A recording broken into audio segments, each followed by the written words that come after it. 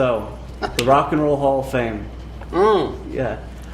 It was reported before that all surviving KISS members, except for Vinnie Vincent, would be sitting at the same table.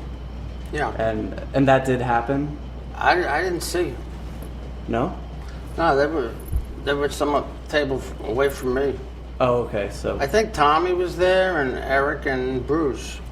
Oh, was it not set up for you to sit at the same table as them? There were a lot of tables. I expected a much smaller group of tables, but there were a lot of tables down on the main floor. And I was at one end, Peter Criss was on the other, and those guys were somewhere in the middle, a ways back. Okay.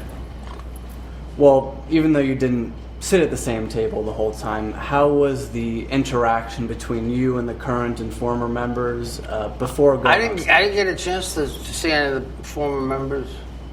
No? Or current members. I just interacted with Paul and Gene and Peter, and that was fine. Yeah. They were friendly, and it was just like we had just, no hard feelings, very positive and up. Gene gave me a big hug, Paul gave me a big hug, and it was like we had never been apart, We created something special, for 2 hours people would come to our show and forget about all their problems. It was like a fantasy. Gene, in his speech, was incredibly complimentary to everybody. I'm really surprised he made that statement that I've been imitated but not completely copied or something to that effect, with Tommy sitting right there. I thought that was I think Tommy was crouching down in his seat, I was told. But, that was a nice thing for Gene to say. Well, yeah, Gene did say some very nice things. I wonder if he's buttering me up for something in the future. Oh, gee. I think I got the biggest applause, too. I think you did, absolutely. And when you were hearing Gene say those things, what were you feeling? I didn't hear. See, I was behind, and the PA's in front, so I couldn't. I don't have the greatest hearing, so I didn't hear any of the speeches. I still have to watch them. I'm going to go back to my hotel and watch it. Last night I was too tired, and this morning I was rushing to get here. So when I get back to the hotel, I'm going to watch them tonight. Well, they were very complimentary. Well, that's great. As they should be. There was a moment where it looked like Gene kind of pulled you away on the stage and, kind of put his arm around you and maybe talked to you. What did he say to you when you were on stage? I believe he said something to the effect that he's really proud and happy that, we're all up here and it's a big honor. Something to that effect, I was so oblivious to everything. I was just because I had taken a water pill earlier that day, just to slim down as much as I could, and I was starting to feel faint. And I was going, God, if I get up there and faint, it's going to be a nightmare. And I was just focusing on, keeping myself together. So everything that I heard was kind of going in one ear and out the other. Is that why you couldn't read your speech? Was it not the glasses? The glasses I was wearing were prescription, and I had written a little small, I figured I was going to use them as notes. I was actually going to throw them up in the air, but I didn't want to be too dramatic.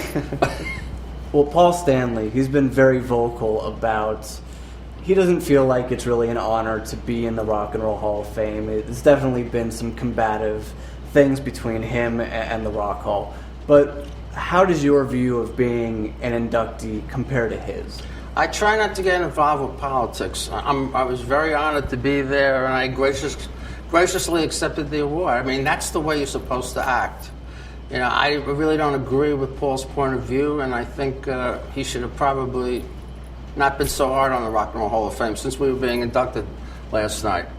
I think it's a big honor to be in the Rock and Roll Hall of Fame. It took him 15 years to induct us, but I told everybody there, while I was doing interviews, I was just thrilled and happy to be there, and there was just so many other celebrities there and great musicians.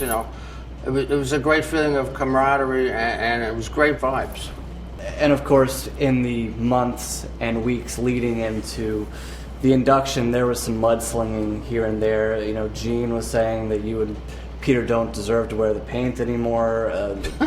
Paul was calling you anti-Semitic. It just seemed really ridiculous. I mean, the anti-Semitic stuff is completely ludicrous. I'm engaged to a Jewish gal. We've been living together for 5 years. I've worked with Jewish people my whole life.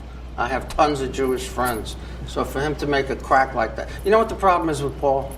You know, for years they said I was a drunk, I was a drug addict, I was unemployable, you know, I was undependable. They can't say that anymore. So now they're grasping at straws. It's you know, it's sad. Yeah, with Because he not only does it make me look good because everybody knows it's bullshit, but he looks bad. You know, I think people are going to boycott KISS shows this summer. really. At least the Ace fans are going to. All right. And I wanted to ask, how much of that do you think is legitimate on their end, and how much do you think may just be said for publicity reasons?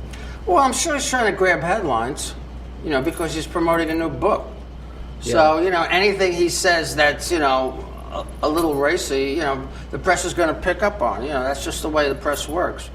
But, you know, he could have used some different subject matter. Like I said, I got another book coming out, ladies and gentlemen. And it's going to be a little more heavy-hitting than the last one. It's going to be a little more juicy. You know, those guys should be a lot nicer to me in the next few months.